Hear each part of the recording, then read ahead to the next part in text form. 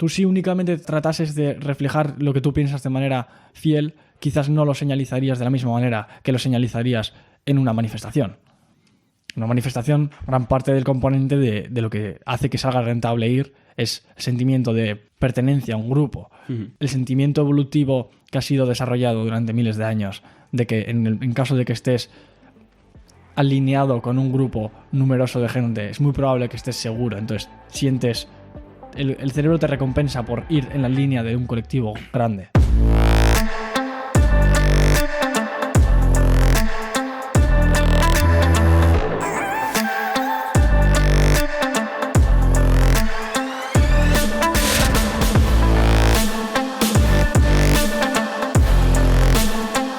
¿Te resistirías a la obligatoriedad de llevar la mascarilla? No lo haría.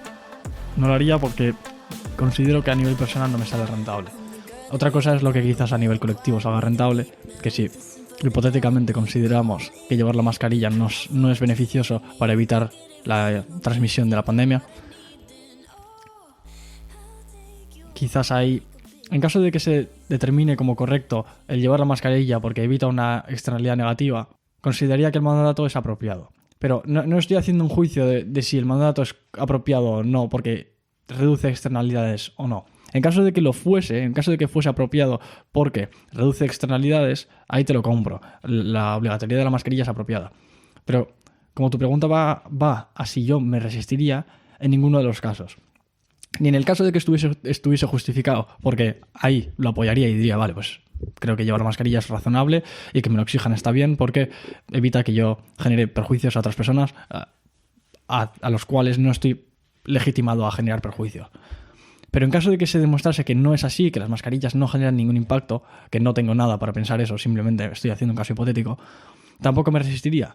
Porque si bien me quejase, asumiría todo el coste de que me pudieran poner una multa, pero no recibiría nada de los beneficios. O sea, solamente asumiría el coste de que un policía me pueda poner la multa. O de lo incómodo que estarías en un entorno en el que los demás no se están resistiendo y tú sí. Entonces no me resistiría en ninguno de los casos. No con un asunto en el que es asimétrico el beneficio que puedo recibir frente al coste. Si el beneficio es prácticamente nulo porque no estoy aumentando casi nada las posibilidades de que se elimine el mandato en caso de que lo considere negativo, y por otro lado sí que estoy asumiendo todo el coste, no lo haría. Entonces, a no ser que pongas algo más en la ecuación que me haga considerarlo como rentable, no lo haría. Claro, o sea, al final, cuando tú estás jugándote o sea, tú tienes algo que perder y muy poco que ganar porque la acción que estás haciendo tú como reivindicativa, digamos, no conlleva un peso significante porque eres tú el que la está haciendo y no es el 80% de la población. Entonces los individuos deciden no tomar esas acciones reivindicativas, digamos, porque personalmente no sale rentable. Como lo que tú hagas es independiente de lo que va a hacer la sociedad y tú eres capaz de predecir que lo que tú hagas no tiene ninguna correlación con lo que va a hacer la sociedad.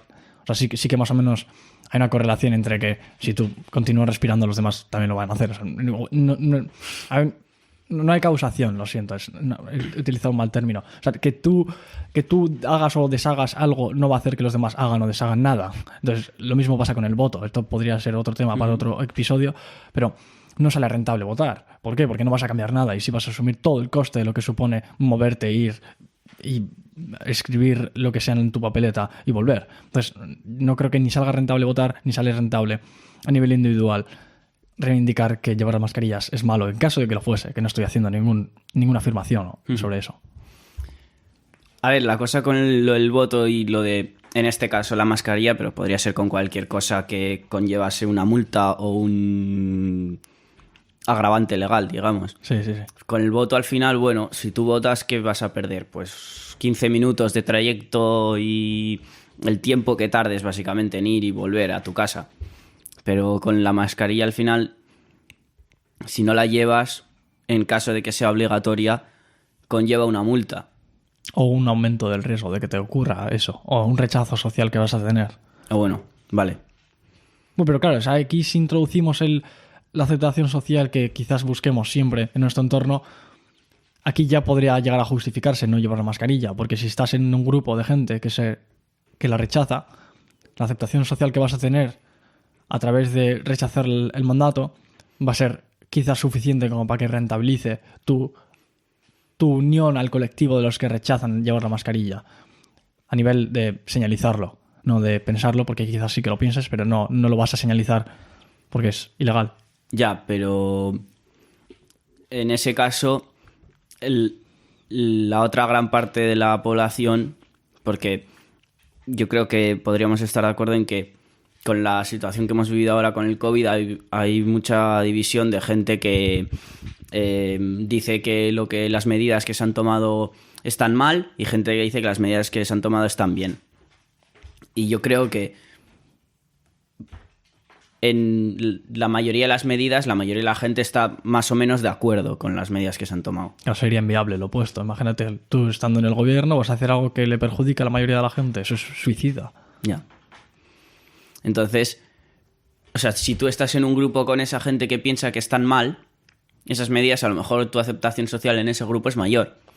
Pero tu aceptación social sobre la mayoría de la gente va a ser inferior. Pero a ti eso no te afecta. A mí que los de Soria, por ejemplo, me odien, que no se me ocurre ningún motivo por el que me podrían llegar a odiar, quizás por el motivo de que no sea de Soria. No sé si son especialmente... Es un ejemplo random que se me ha ocurrido en una ciudad. No específicamente, no tengo nada en contra de los sorianos.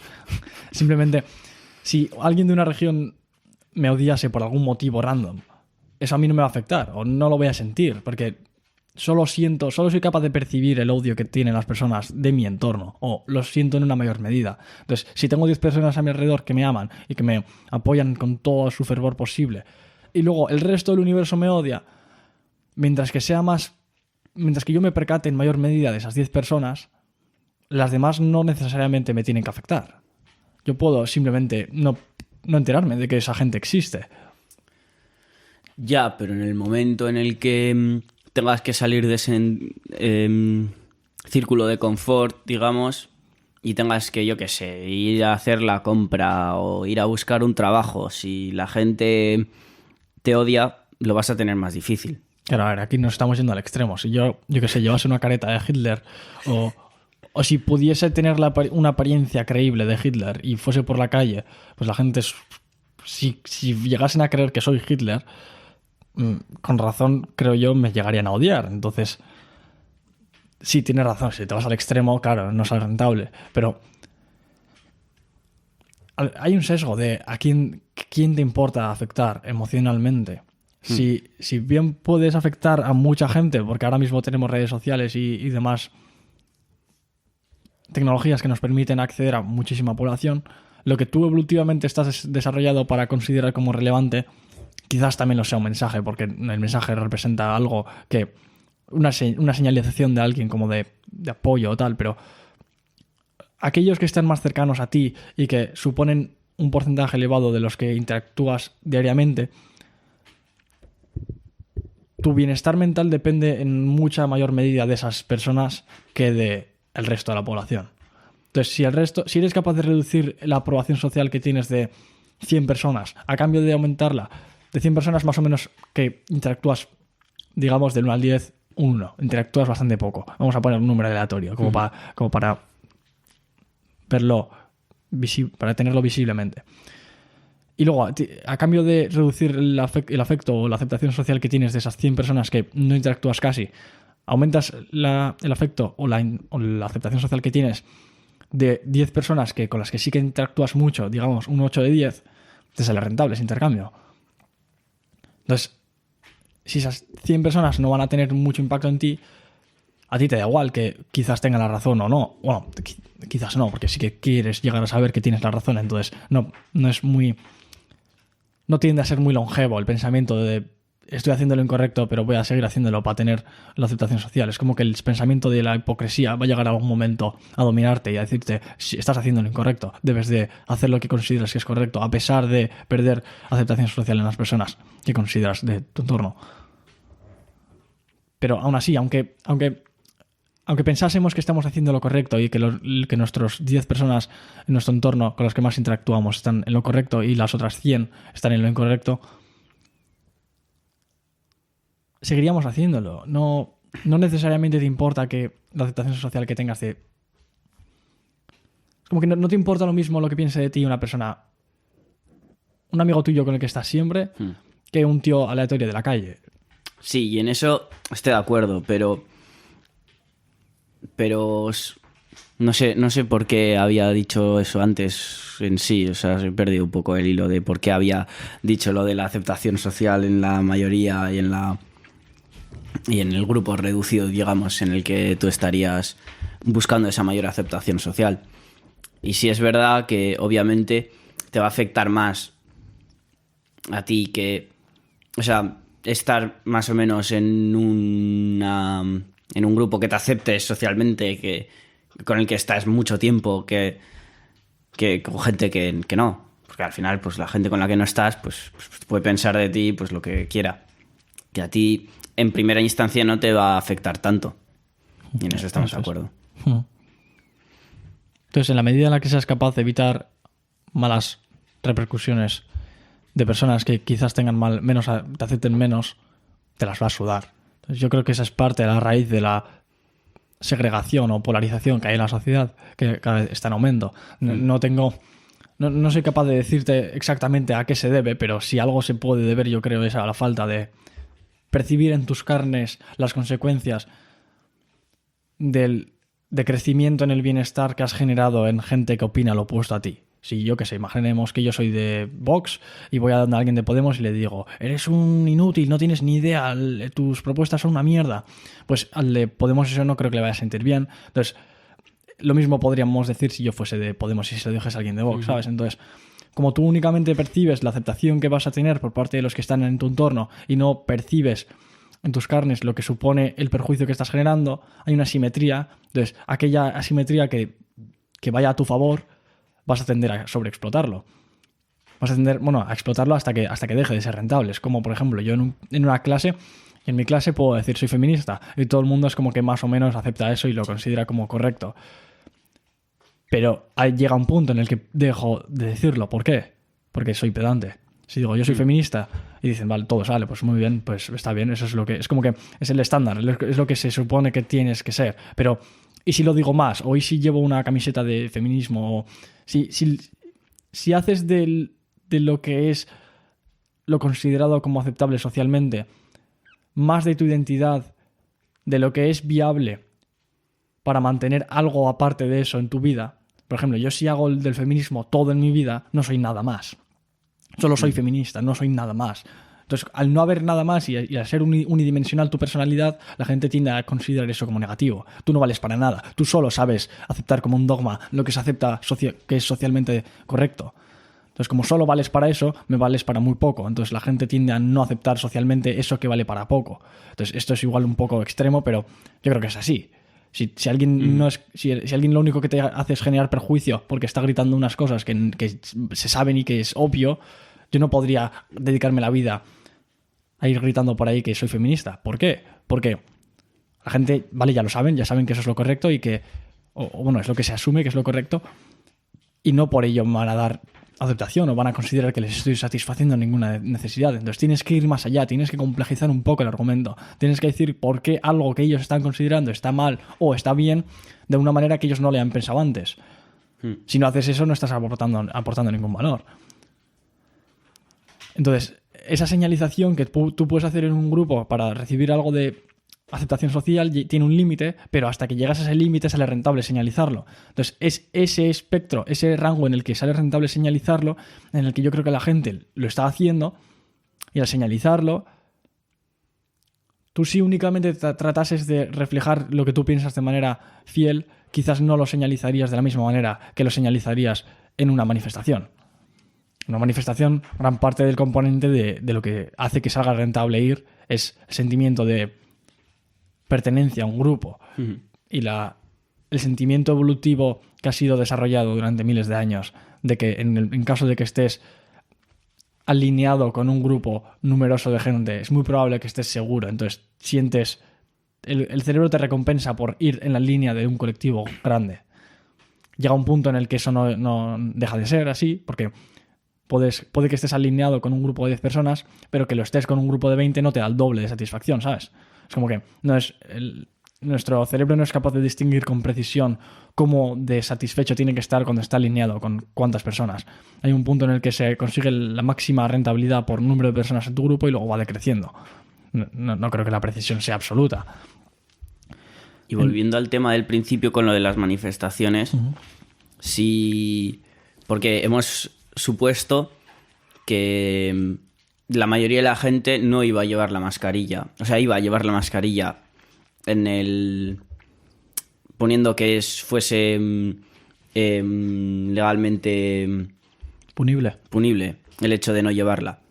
Pero si hay una manifestación convocada y se espera que vaya un montón de gente sobre ir en contra de las mascarillas, es más posible que tú vayas a esa manifestación en contra de las mascarillas que decirlo públicamente si no hay esa manifestación convocada.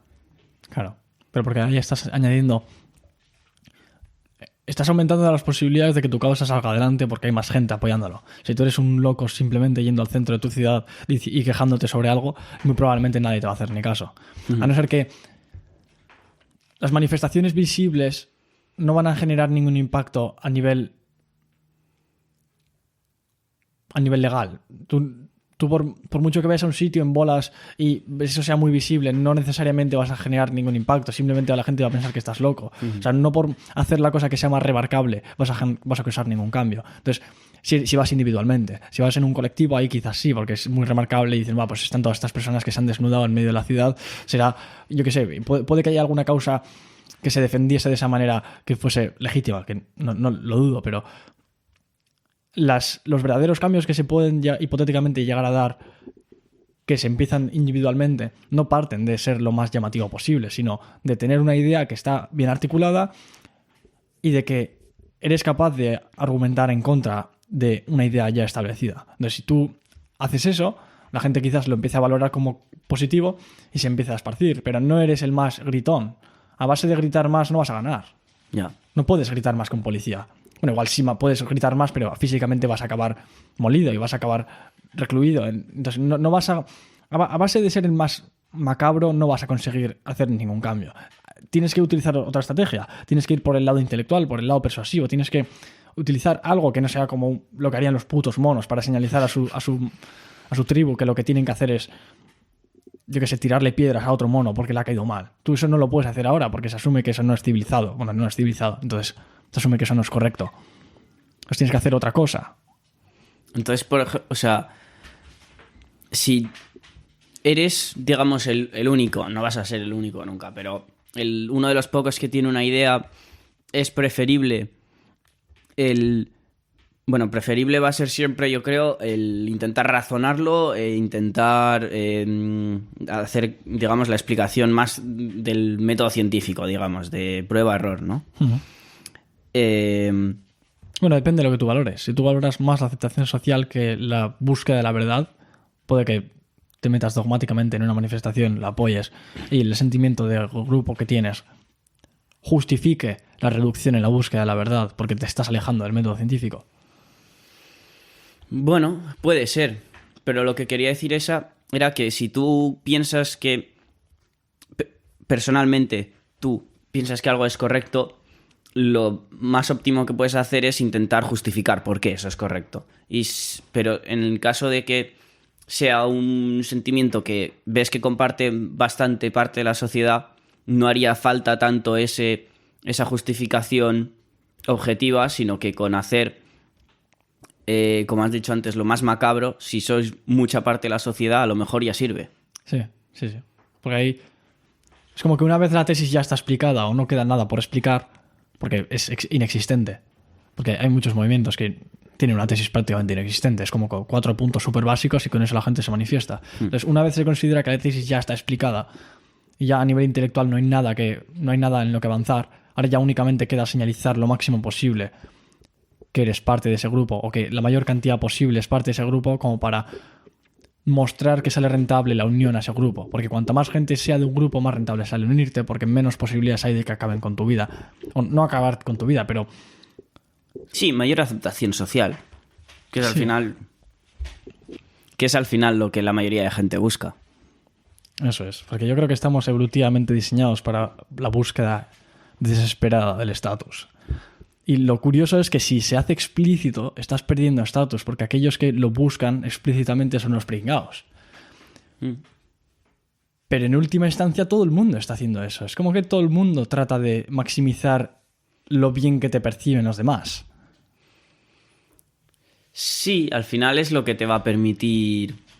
Bueno, a ver, no tiene por qué ser lo que te va a permitir vivir mejor, pero si las demás personas te perciben como alguien que aporta valor o como alguien que en general está bien tener cerca, vas a tener más oportunidades. Sí, por supuesto, pero gran parte del enorme deseo instintivo que tenemos de la búsqueda de estatus está desfasado. Porque gran parte viene del aumento de las posibilidades de que hay de que sobrevivas. Y eso ya no es una urgencia, porque se asume que voy a sobrevivir. Yo voy a llegar a casa hoy, voy a comer lo que me dé la gana, a la hora que me dé la gana, voy a tener agua, no, y muy probablemente no voy a coger una enfermedad que va a acabar con mi vida. O nunca ha habido una posibilidad tan baja de que eso se dé. Entonces, hay una especie de instinto evolutivo que se ha generado porque durante miles de años salía rentable tenerlo, pero ahora ya no, porque el entorno se ha modificado muchísimo. Entonces, volviendo al tema, si evolutivamente estamos diseñados para buscar la aceptación social, yo creo que es eso lo que justificaría mi rechazo explícito a las mascarillas. Aunque, bueno, claro, tendría que considerarlo negativo a nivel científico, tendría que considerar que las mascarillas no están aportando valor o que únicamente es una opresión estatal que está tratando de, yo que sé, algún tipo de conspiración que vaya a favor de la obligatoriedad de las mascarillas para darle beneficios empresariales a algunos colectivos. Yo qué sé, cualquier conspiranoia que se te pueda ocurrir podría ser lo que estuviese justificando mi actuación explícita en contra de la obligatoriedad de las mascarillas. Pero claro, no es el caso. No es el caso conmigo a nivel personal. Yo no tengo ni puta idea de lo que es. Sí que más o menos creo que las mascarillas reducen las posibilidades de transmisión. Entonces, como he dicho antes, en la medida en la que eso se dé, está justificada la obligatoriedad. Pero en el hipotético caso de que yo considerase negativa llevar las mascarillas, no me manifestaría. Por eso. ¿Y tú crees que... Vamos a suponer que yo también creo que llevar mascarillas evita contagios. Uh-huh. Pero, ¿tú crees que el hacer que la mascarilla sea obligatoria en... Bueno, no tiene mucho que ver esto en sí con el tema inicial que habíamos propuesto, pero que la mascarilla sea obligatoria en espacios abiertos va a reducir esos contagios? Bueno, aquí me estás haciendo una pregunta a nivel científico, de si con la evidencia científica que se tiene actualmente se puede sostener una tesis a la apuesta. Yo no tengo ni puta idea. La intuición me dice, no conozco los estudios hechos, no tengo ni putísima idea. Lo que sí que te puedo decir es que la intuición me dice que el porcentaje de contagios que se den en interiores o exteriores se ven afectados de manera distinta cuando se lleva la mascarilla. Imagínate que en interiores es el 10% el número de contagios. Pues en exteriores será el 5%, por defecto, porque hay más movimiento de aire, supongo. Uh-huh. Entonces, el hecho de ponerte la mascarilla, en interiores pasa del 10 al 5, imagínate, pero en exteriores no pasa del 5 al 0. Pasará del 5 al 3 o así. Entonces, es como que una vez las cosas ya están mejor, es más difícil seguir aumentando lo bien que está en la misma proporción. Ya. Entonces, las cosas que están bien tienden a tener una resistencia enorme, a seguir mejorándose. Entonces, la intuición me dice que algo que está mejor es más difícil mejorarlo. Entonces, quizás sean menos efectivas o estén menos justificadas en exteriores que en interiores, pero no sé en qué medida. Quizás lo sean. Quizás la reducción de los contagios en exteriores siga siendo suficiente como para que se justifique el mandato coactivo estatal de decir, hey, tú estás generando un perjuicio a los demás, entonces, como no estás legitimado a hacerlo, debes de llevar la mascarilla. Si se diese el caso de que la externalidad sigue siendo superior a pesar de ser menor que en interiores, como para justificar el mandato, yo ahí no tendría nada que decir. Yo lo que te digo, si, como no puedo hacer un análisis porque no tengo los datos de si sale rentable o no, te hago un metaanálisis para decirte de qué sería lo necesario para determinar si lo es, si está bien o no.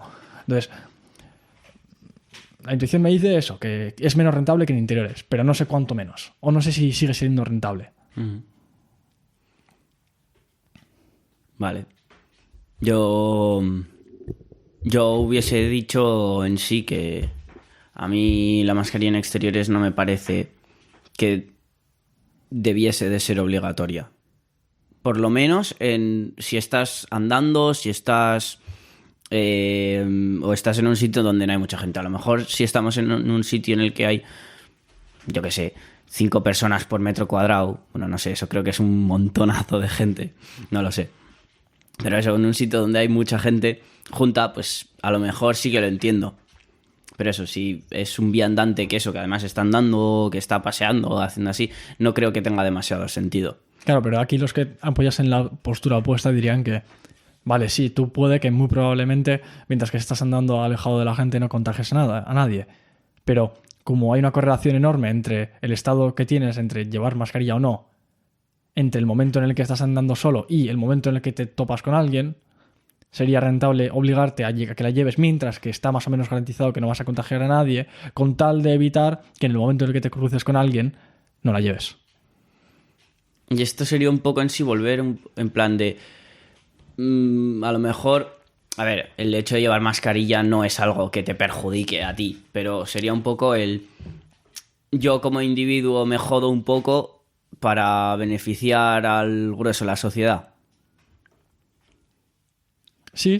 O sea, tú estás asumiendo el coste de no poder respirar todo lo bien que querrías o de no poder enseñar o de no tener la libertad de llevarla o no, porque estás obligado a llevarla. Entonces, si hay libertad, puedes elegir qué te sale más rentable, si llevarla o no. Pero si hay obligado, ahí se te ha quitado una opción. Bueno, sigue habiendo la opción de no llevarla y multa. O sea, es como que tienes la opción de multa y no llevar o llevar y no multa. Entonces, como la opción de no llevar ahora es más cara, no la tomas. Entonces, consideremos que solo hay una opción de tener que llevarla. Entonces, ya que solo la puedes llevar y no puedes elegir, es que el juicio de determinar si está bien el mandato o no es más complejo. Yeah. Y no dispongo de los datos como para determinarlo. Yo sí que sé, yo lo que sí, a favor de lo que argumento, es de que en caso de que se determinase hacia un lado o hacia el otro, que si llevar mascarilla si la obligatoriedad de llevar las mascarillas está justificada, yo ahí no me quejaría, porque no tiene sentido que te quejes en contra de algo de lo que estás de acuerdo. Pero si se demuestra lo contrario, o no es que se demuestre, porque el método científico no hay nada que se considere como absoluta verdad. Igual quizás la gravedad sea como lo más asentado, lo que más se asume que es cierto, y por muchos se han hecho millones de experimentos en contra de que la existencia de la gravedad. Tú sueltas un lápiz y se cae. Bueno, pues eso es un experimento, existe la gravedad. Pero en el método científico, ¿qué podría llevar a sostener la tesis de que ya las mascarillas ya definitivamente no generan un beneficio suficiente como para justificar su mandato? No sé si eso se podría llegar a dar en algún caso, pero si se diese una transición hacia ese lado de la tesis en la mentalidad o en la opinión generalizada de la gente, que la gente deje de pensar que es rentable y empiece a pensar en mayor medida que no lo es, no tiene por qué ser de blanco a negro, puede ser una transición entre los grises. Entonces, entre los grises se va movilizando poco a poco hacia el lado de pensar que no es tan rentable. Entonces, si alguna transición hacia ese lado se diese porque la gente empieza a considerar que no es rentable, ni siquiera en ese caso me manifestaría, porque ya lo van a hacer otros. Entonces, se da aquí una tragedia de los comunes. Pero en el caso de que en el caso de que toda esa gente, esa transición se estuviese dando o ya se haya dado y un 80%, por decir un porcentaje alto de la población, estuviese de acuerdo con que no debería ser impuesta la mascarilla y se convocase una manifestación, aunque no fueses a ir tú, más gente, o sea, iría más gente de la que hubiese ido antes de ese 80%, de esa transición que se ha dado de pensar que beneficia a pensar que no beneficia. Claro, porque es más incómodo estar en el grupo de personas que son minoritarias. Y además, o sea, es como que tiene múltiples vertientes. Uno, tanto va a haber tanto va a haber más gente, porque ahora el 80% de la población lo opina, no como antes, que quizás fuese el 60% hipotéticamente, como hay menos gente en la resistencia, o sea, hay menos posibilidades de que te tire un ladrillo y te partan la cabeza porque están en contra tuya, como estás del lado de más gente. Entonces, eso, tienes más aceptación social, tienes menos desaceptación social y encima hay más gente. Entonces, es como que es mucho más notoria la gente que hay porque es más gente en términos netos. En términos relativos también lo es, porque hay menos cada vez. Según añades una persona a tu lado, estás quitando una persona del otro lado. Porque aquí estamos viéndolo de manera binaria, ¿no? O sea, solo puedes estar a favor o en contra. No puedes ser como yo, que no tiene ni puta idea y simplemente me abstengo del debate porque no tengo los datos como para juzgar un lado o el otro. Que sí que más o menos tengo una intuición de que llevarla sería algo positivo, pero aquí yo creo que el tema central sería darnos cuenta de que existe una tragedia de los comunes, de que como tú te beneficias de que los demás se manifiesten por unas ideas que tú consideras como correctas, ya estás recibiendo todo el beneficio de que la manifestación se lleve a cabo y no vas a recibir ningún beneficio extra por manifestarte tú también. Entonces, siempre y cuando se dé una tragedia de los comunes que no pueda ser que ha sido generada por el mercado. O sea, esto es una ineficiencia de mercado de manual. Porque tú recibes todo el perjuicio de actuar y la sociedad recibe todo el beneficio. Yo si me manifiesto a favor de algo que es, imaginemos, hipotéticamente, algo es correcto, me manifiesto a favor de eso. Recibo todo el coste y no recibo ni hostias del beneficio. Entonces no voy a manifestarme. Entonces se da una tragedia de los comunes. Hay una infraproducción de manifestaciones a favor de lo correcto. Bueno, supongo que a favor de lo incorrecto también. Entonces, al final se acabaría neutralizando y se podría argumentar que no es tanta la tragedia. Pero si consideramos el punto de vista de la persona que quiere actuar hacia el lado positivo, ahí sí que se está infraproduciendo eso que se considera como positivo. Pero claro, cuando se convocan manifestaciones, por ejemplo, contra el cambio climático o contra los desahucios, mucha gente va a esas manifestaciones. ¿Cómo? O sea, se entiende que si una causa es virtuosa, bastante gente va a ir a esa manifestación. Porque... No necesariamente. O sea, sí que puede ser virtuosa en cuanto a que sabes. Imagínate, la teoría económica dice que el sistema público de pensiones es una puta ruina y que genera muchísima precariedad a todos los niveles.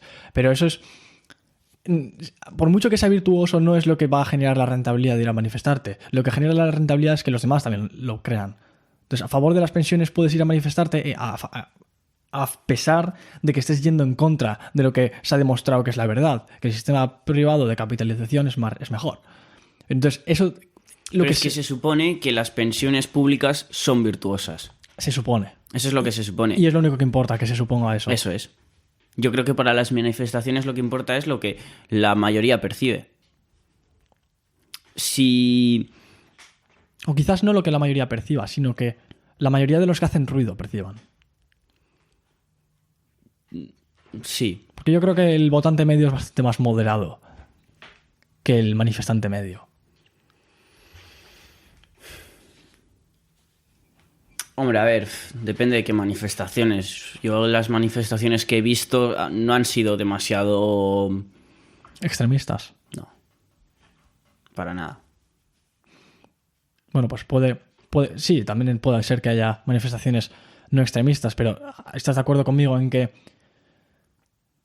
si el consenso social está, digamos, del 0 al 10 en 5 y tú estás en el 8, estás muy extremista, quieres movilizarlo hacia ese lado, no vas a decir que eres un 8, vas a decir que eres un 10, como para tratar de movilizar más a la gente. Porque esa es la intuición que se tiene. No digo que sea la manera efectiva de hacer la movilización, pero mucha gente percibe que el cambio, la maximización del cambio se va a generar extremizando tu posición hacia un lado, hasta un punto en el que quizás no apoyes. ¿Por qué? Porque piensas que el consenso económico en tu país se mueve como la gravedad. Tú pones el peso más lejos, pues la media va a estar más para ese lado, ¿no? Pues no es así. No se va a mover para ahí. O sea, ya. ocurre algo similar a cuando si un planeta está alejado de otro, cada vez le atrae menos. Entonces puede que algo de ese estilo ocurra y por eso no está tan justificado. Pero como la intuición te lleva a pensar que extremizar tu pensamiento es lo que más va a movilizar a la gente, quizás lo hagas. Entonces yo creo que eso es lo que lleva a que las manifestaciones en general sean más extremistas de media. Bueno, las manifestaciones de media son más extremistas que el votante medio. ¿Por qué? Por esto. Y que la propia percepción media de la gente. Sí, eso. O sea, que las manifestaciones que reclaman no sé qué, Lo que sea, sí. en general, están reclamando más severamente de lo que en realidad la mayoría de la gente de esa propia manifestación lo reclamaría. Sí, pero aún más, imagínate, el consenso medio, la opinión media dentro de esa manifestación, digamos que es un 7. O sea, son más extremistas que el votante medio porque está en el 5. Pero están reclamando un 8, no un 7. Entonces quizás exijan un poco más de lo que ellos opinan, o son algo más extremistas de lo que ellos opinan, pero ellos aún así son más extremistas. El tío que va a la manifestación es más extremista que el tío que no va. Sí. El tío que no va, de media, es un tío que es pasivo, que no se lo toma tan en serio, que no tiene ese sentimiento de pertenencia al colectivo y que trata de justificar sus acciones sobre lo que a él individualmente le va a salir rentable. Entonces, esas personas que tienen ese sentimiento de, yo qué sé, digamos, nacionalismo, o ¿cómo podríamos denominar? Hay muchas manifestaciones que no necesariamente tienen que ver con la patria o con tu región, pero como ese sentimiento de pertenencia al grupo, ese altruismo que te sale porque estás asumiendo un coste a nivel personal, que quizás si fuésemos 100% racionales no tendría sentido asumirlo porque tú netamente vas a ser perjudicado porque estás perdiendo unas horas que no vas a tener un retorno de ninguna manera. Y si no hubieses perdido esas horas, no ibas a recibir nada. O sea, tu vida no se ve afectada de ninguna manera positiva por el hecho de que vayas. Solamente es como tu juicio de pertenencia al grupo y ese altruismo, ese gen egoísta que quiere replicarse y que para replicarse lo que hace es que tengas actuaciones frente al grupo que le benefician, pero que a ti te perjudica. Tú asumes un coste a nivel personal para beneficiar al colectivo. ¿Por qué? Porque sientes, el cerebro te recompensa al ser parte de un grupo o de tenerle esa aceptación social. Entonces yo creo que esta es la raíz del debate. Como evolutivamente se ha demostrado que es efectivo ser parte del grupo mayoritario para maximizar tu supervivencia, recibes esa sensación de bienestar cuando eres parte del colectivo mayoritario, entonces generas esas transacciones que quizás a nivel personal sean perjudiciales, como perder 4 horas de la tarde para ir a manifestarte, a cambio de esa sensación que vas a tener placentera de soy parte del grupo y soy guay o tengo estatus. Pues, entonces los nacionalismos también se deben a eso mismo. Porque yo estoy con este grupo de gente que me da igual si es nacionalismo vasco, nacionalismo español o nacionalismo europeo, me da igual. Sí, de todo. Pero es que esta es la gente con la que estoy más cercano y los otros, pues no, entonces yo quiero para mí lo mío, ¿no? Sí. Pero va más allá de únicamente tratar de favorecer tu causa, sino que va hasta el punto de quererte beneficiar a ti mismo. Pues yo no creo que exista el altruismo real.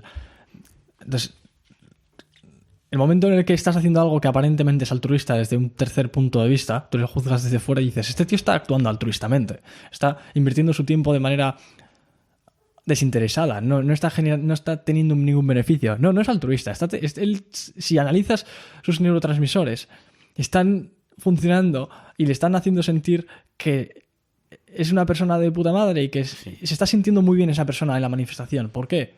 Por motivos evolutivos quizás, pero no es gratuito. Estaba buscando esa sensación. Era predecible que esa sensación le iba a tener.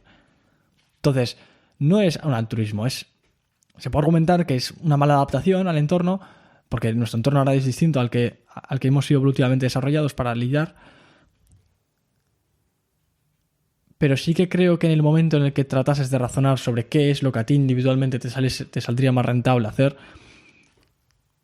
no irías a una manifestación. Te dedicarías únicamente a hacer lo que a ti a nivel personal te salga rentable. Entonces creo que se tendería a dar una tragedia a los comunes, una ineficiencia del mercado. la gente no se manifiesta por o no. Tampoco, no es que la manifestación sea la única manera de cambiar la opinión de la gente. Si no, ¿qué cojones estoy haciendo yo ahora mismo hablando? No valdría para nada lo que estoy haciendo si la única manera fuese manifestándose, ¿sabes? Pero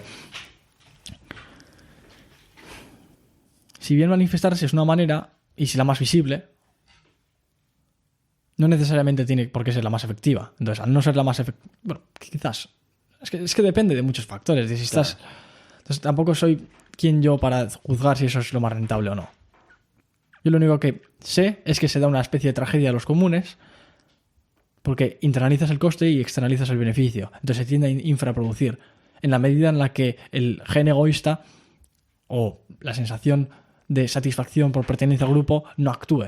Entonces yo igual no siento esa sensación de pertenencia al grupo y no tiendo a manifestarme porque no voy a tener esa sensación de satisfacción al ir a la manifestación y otros sí. Entonces la gente que piense más similarmente a ti va a hacer menos manifestaciones que la gente que no. Entonces, y por eso mismo, la gente que piense como tú va a pensar que no hacer manifestaciones le sale más rentable que hacerlas. Porque hay gente que piensa opuesto o de otra manera, que sí que las hace y sí que va más gente. Porque ellos sí que tienen ese sentimiento de pertenencia o de satisfacción por el hecho de pertenecer al grupo, que quizás yo lo tenga en menor medida. Y la gente que piensa como yo, que tiende a ser más liberal en lo económico, tiende a ser menos ruidosa, precisamente por el hecho de que tienden a no considerar virtuoso el tipo de movimientos que llevan a las manifestaciones masivas.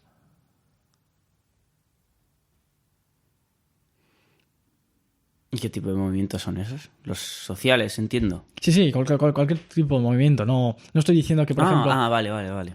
Yo lo que decía era que esto ocurre en todos los movimientos, entonces no necesariamente tienes que ser de uno u de otro o de otro para que esto ocurra. Entonces, sí, ocurre con todos. Entonces, la conclusión yo creo que podríamos sacar de lo que hemos hablado hasta ahora sería que cuando hay una sensación de pertenencia a un grupo, generas una sensación de rentabilidad que si no la tienes, si no tienes esa sensación, no lo acabas juzgando como rentable. Entonces, yo no considero rentable manifestarme en contra de llevar la mascarilla, o no ni siquiera manifestarme, podría ser simplemente no llevarla. Bueno, que al final es una manifestación, pero no una manifestación convencional de ir a un sitio, al centro de tu ciudad a quejarte en contra de llevar la mascarilla. Entonces, yo, en caso de que considerase llevar la mascarilla como innecesario a nivel científico, de que se haya demostrado o se haya probado que eso no genera ningún beneficio, no me resistiría a llevarla porque no me sale rentable a nivel personal. Que se queje otro. Entonces hay una infraproducción de quejarse hacia lo que es correcto. Entonces, sabiendo que aquí ocurre una tragedia de los comunes porque tú no quieres asumir un coste a nivel personal para beneficiar al colectivo, la intervención del Estado en este tipo de fallos de mercado quizás esté justificada. ¿Qué opinas? Pues yo creo que si cuando se demuestra algo científicamente, el Estado sí que está justificado a actuar. Y si se sabe que la mayoría de gente no se va a quejar por X y ese X es algo que beneficia a la mayoría, sí que yo creo que yo ahí sí que justifico la existencia y la actuación estatal. Claro, esto sería como la tecnocracia versus el populismo, ¿no? El que toma las decisiones feas pero que se saben que es lo correcto porque no recibes ninguna aceptación social, pero se sabe que es a nivel económico o científico que es lo correcto para que el país genere la mayor prosperidad posible. Pero claro, ¿quién va a apoyar ese tipo de medidas? Poca gente. Entonces, en el otro extremo podría ser macropopulistas, bueno, no sé por qué macro, pero podría ser muy populista y tratar de convencer a la gente de hacer algo que es beneficioso a corto plazo, porque la gente quizás no... El votante medio no es muy conocedor de las medidas económicas o las cosas que se podrían llevar a la prosperidad. Entonces, al ser el mito del votante racional, Brian Kaplan escribe un libro relacionado con esto, que sale rentable a nivel individual no informarse. ¿Por qué? Porque para no acabar cambiando nada, ¿para qué vas a invertir tanto tiempo en formarte? No lo haces simplemente. Entonces el votante medio es patético, no tiene ni puta idea. Entonces, en la medida en la que al votante medio le salga rentable seguir siendo un zoquete, una tecnocracia estaría justificada. Pero, ¿cómo de moral es eso? ¿Cómo de ¿Una moral? tecnocracia que es? En plan, que solo en plan, la gente muy, muy preparada tome las decisiones como dictatorialmente. Eso es, algo parecido. Es como que el que sabe que diga eso y que los demás se quejen y lo que sea, pero una especie de dictadura en contra de la voluntad de la gente, pero que vaya con el consenso científico. Es como que los científicos, los que más preparados, los que más capacidad de juicio tengan, que determinen o que guíen a los políticos en qué medidas tienen que tomar. Pero claro, ¿cómo de moral es el hecho de imponerle a la gente algo que va en contra de su voluntad, por mucho que se considere que es lo correcto? Es que ahí ya entramos en un debate muy tocho y no te sabría responder. Si es moral, no es. Aunque bueno, claro, depende de lo que consideres moral, porque claro, ¿Cuál es el estándar moral? si se considera que, en plan, si a largo plazo se demuestra, y está demostrado, que va a hacer que la gente viva mejor, ¿por qué no iba a ser moral hacer que la gente viva mejor, aunque ahora mismo esté en contra de su voluntad? Entonces, en la medida en la que el mercado sea estúpido y sea incapaz de producir eso que se demanda prosperidad. Pero como la gente es estúpida y no se forma porque le sale rentable a nivel individual, lo que a nivel individual sale rentable a nivel colectivo es una absoluta ruina. Entonces, en la medida en la que eso ocurra, porque la demostración de la estupidez del mercado por su incapacidad de generar productos que se demandan en el mercado, no es un producto, pero es simplemente la gente quiere ser próspera y acaba siendo pobre porque apoya medidas que llevan a la pobreza. Entonces, cuanto más estúpido sea el mercado, más intervención tiene que existir por parte del mercado, del Estado, perdona. Entonces, ¿qué es la intervención del Estado si no es ir en contra de la voluntad de la gente? El Estado, por definición, es coacción. Entonces, si la voluntad de la gente... Bueno, y la coacción, por definición, es ir en contra de la voluntad de la gente. Entonces, si la voluntad de la gente tiende a ir en la dirección incorrecta, quizás la intervención coactiva esté justificada. Sí. O sea, de hecho, en el estado actual que tenemos, aunque no sea una tecnocracia, ya existe y ya es así en bastantes cosas. ¿Por qué no podría serlo en más? Claro, no tiene por qué ser blanco o negro. Puede ser una escala de grises infinita en la que vamos a hacer esta otra cosa que se sabe que es impopular, pero que es beneficiosa. Y a largo plazo vamos a tener los beneficios. Pero claro, aquí entramos en que tú como político no buscas la prosperidad del país. Buscas tu beneficio personal. Buscas que te voten en las siguientes elecciones. Entonces, lo que necesitas es señalizar que estás buscando la prosperidad para los ciudadanos. No hacerlo. Entonces, mientras que seas capaz de señalizarlo diciendo cosas bonitas, ya está. Ya estás consiguiendo tu objetivo. Entonces, ¿cómo vas a conseguir alinear los incentivos de la gente y los del político? Porque el político quiere ser reelegido, la gente quiere ser próspera, pero la gente elige las cosas inadecuadas. Entonces el político da las cosas inadecuadas. Entonces, ¿cómo haces que la gente demande las cosas adecuadas para que el político dé las cosas adecuadas? Y puedes, o bien, cambiar la mentalidad de la gente y hacerles razonar que es mejor que todo el mundo se eduque, pero eso es un coste a nivel individual que genera beneficio colectivo. No lo vas a hacer. Bueno, yo, por ejemplo, lo he hecho porque me sale beneficioso, me sale rentable a nivel personal. Pero, claro, la gente sí que demanda educación de calidad pública. Sí, esa es una de las cosas que se demandan, sí. Y al final, para que la gente esté más formada, lo único que hace falta es educación. No. Bueno, es que depende cómo definas educación. Si educación es secuestrar a niños durante 8 horas al día y meterlos en un sitio. Estoy de acuerdo con que la educación actual es posible que no te eduque para ser la mejor versión de ti misma posible. Pero si se piden mejoras en la educación, yo creo que esas mejoras deberían ir en No en que te den más libros o en que las mesas de clase sean mejores, sino en que la propia educación que se está dando y que los alumnos están recibiendo sea mejor. Sí, pero mientras que... Claro, pero eso solo se va a llevar a cabo... Imagínate que se sabe qué es lo correcto por parte de los científicos. Pongamos que alguien sabe cuál es la siguiente medida a tomar en las clases y que hay más o menos...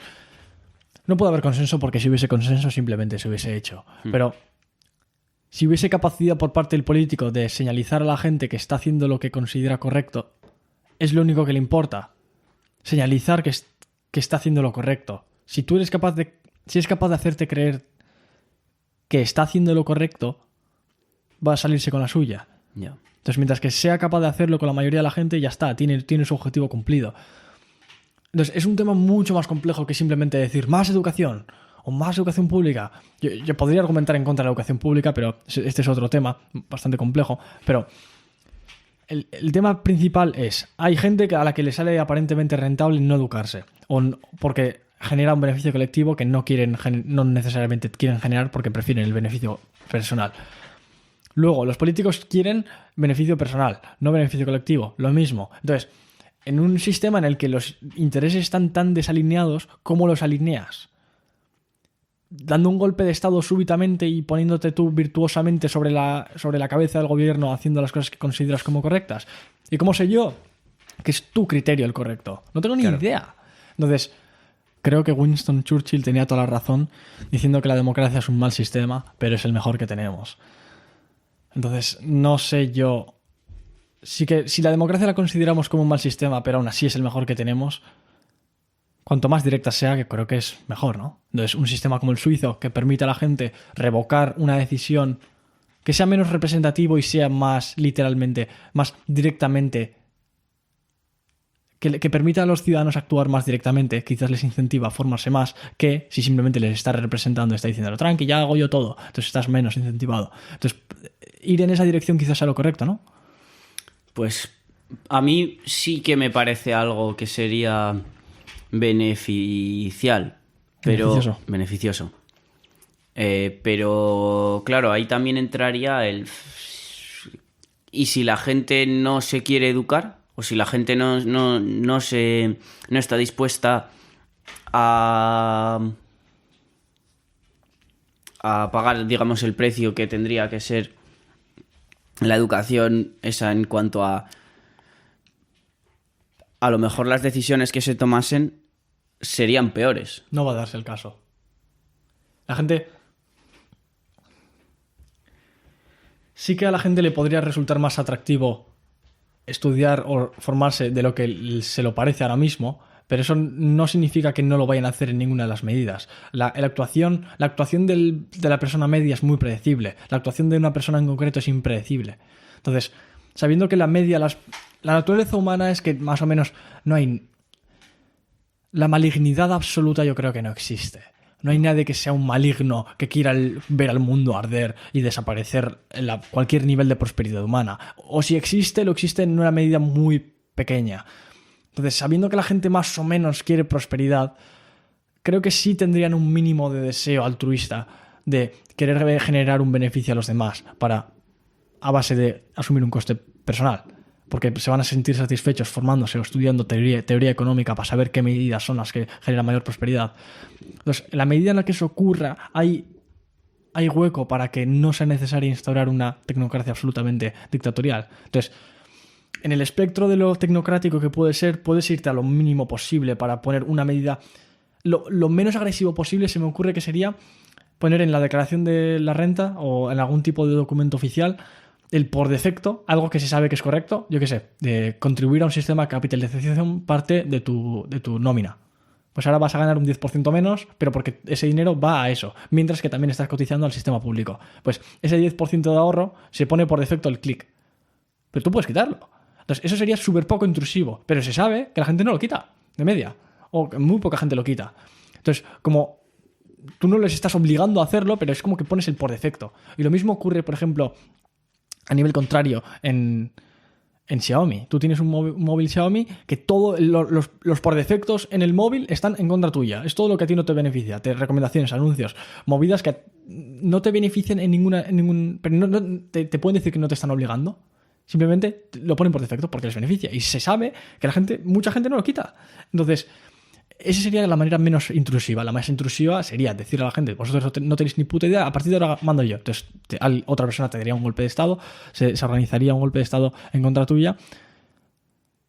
Entonces, claro, ¿cómo de intrusivo vas a ser? ¿Cómo de autoritario? Entonces, si tú vas a asumir un coste personal para generar un beneficio colectivo, tiene que haber algo que justifique a nivel personal que asumas ese coste. ¿No crees? Claro, sí. Al final es también lo que has dicho antes, que el altruismo per se no existe. Que si tú haces algo que la gente considera altruista, tú estás ganando algo a cambio, porque si no, no lo harías. Te sientes bien contigo mismo. Eso es, la satisfacción que te da, o es que lo que sea, el que tú veas que una persona está mejor por la acción que has hecho, y solamente por ver a esa persona mejor, aunque tú no te sientas mejor, el ver a esa persona mejor te genera ese bienestar. Ese bienestar. Entonces, sí, obviamente tú no vas a tomar una acción que te va a perjudicar a ti mismo si no va a haber algo que se vea beneficiado. Claro, la definición de sacrificio es intercambiar algo que valoras más por algo que valoras menos. Yo creo que los sacrificios no existen. Puedes sacrificar algo para ganar otra cosa, pero un sacrificio neto, tú pierdes un brazo para salvarle la vida a tu hijo. Eso no es un sacrificio. Ya. Estás ganando. Tu brazo te la suda en comparación con la vida de tu hijo. Entonces, le salvas la vida a tu hijo. Entonces, no hay un sacrificio. Es una transacción. Pero es como cuando vas a trabajar o como cuando compras el pan. Cambias el euro que valoras menos por la barra de pan. No es un sacrificio del euro. Es una transacción y punto. Uh-huh. Quizás se puede decir que fue una situación muy precaria, que tuviste que sacrificar un brazo, que es algo que se valora mucho, por algo que valoras aún más, y que ojalá no hubieses perdido tanto para ganar eso. Pero ojalá yo no me hubiese gastado el euro en el pan y me hubiese gastado un céntimo, ¿sabes? Ya. O sea, es lo mismo. O sea, claro que ojalá todo sea lo menos precario y lo más próspero posible. Sí. Siempre al final se va a poder mejorar o empeorar.